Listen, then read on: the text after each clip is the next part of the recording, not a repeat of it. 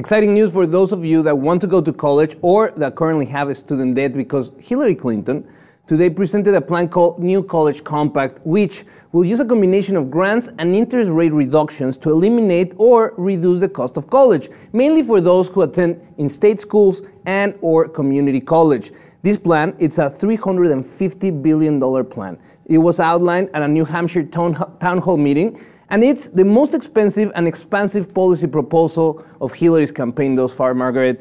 This is a very interesting plan because of these $350 billion, $200 billion are there for in-state colleges and community colleges to not have any tuition cost whatsoever. Especially in community colleges, no tuition, and for four-year colleges, no loans whatsoever for students that go into that, if you want to qualify for this federally backed funding. You know, Jose, the first time I heard of a comprehensive reform on student loans was from Elizabeth Warren.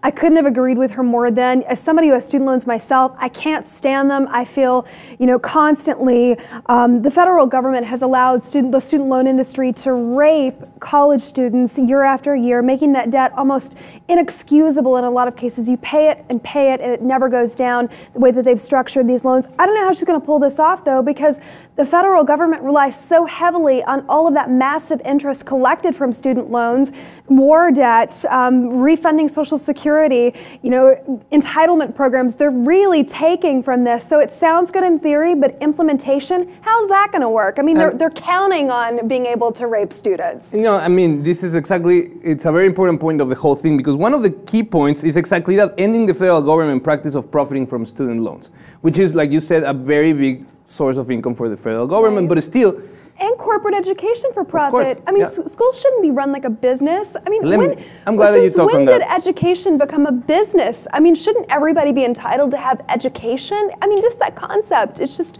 It's incredible. Just so you have an idea of how bad the problem really is. Since the 80s, the American tuition has raised 1,000%. Right now, it's an average of $23,000 per year in a state college, not even a private college. But in 2015, the average grad goes out of school with $35,000 worth of debt. How is that for a kickstart of your career after you go to school? You never get out of it. It's backbreaking. 50s and 60s.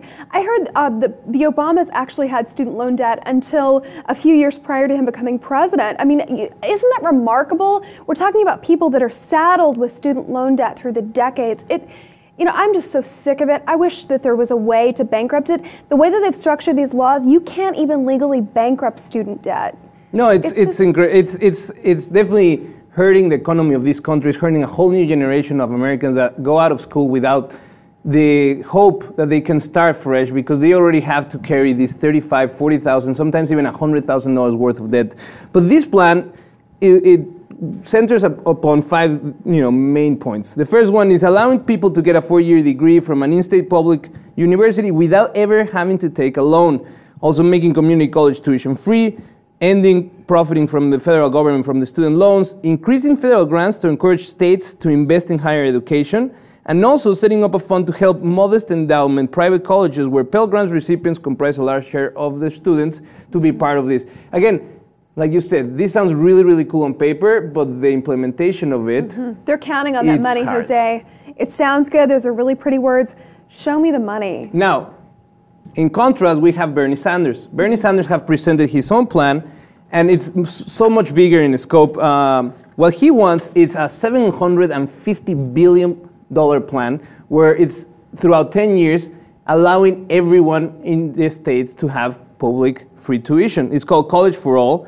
And the implementation part, he did take care of it, and he said, we're going to implement a new Wall Street tax that is going to give us enough money to make sure that every American is, have access to free education.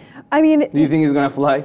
I don't know. I mean, a lot of wealthy donors come out of Wall Street who try to influence presidential elections. I don't know if any of them are giving him money, but more importantly, too, for me, Jose, schools being allowed to have that not-for-profit status while collecting these major profits, that needs to change, too, while we're at it. I mean, the non-for-profit status that, I know my school had it, I went to GW, they're classified as a non-profit with tuition at $54,000 a year. You tell me how that's a non-for-profit institution. I'd like to know how that I think there's a lot of works. corporate corruption that plays the system in order to get the most benefit, and they don't really care. We've seen, lately we've seen a string of for-profit universities that have, just went kaput, and their students are left with a, with a degree that it doesn't work that much. Right. The university is closed. Some of them are midpoint through their studies, and now they don't have anywhere to finish, and they did an investment, they already have debt. So definitely there's a lot of corruption, there's a lot of free range for these greedy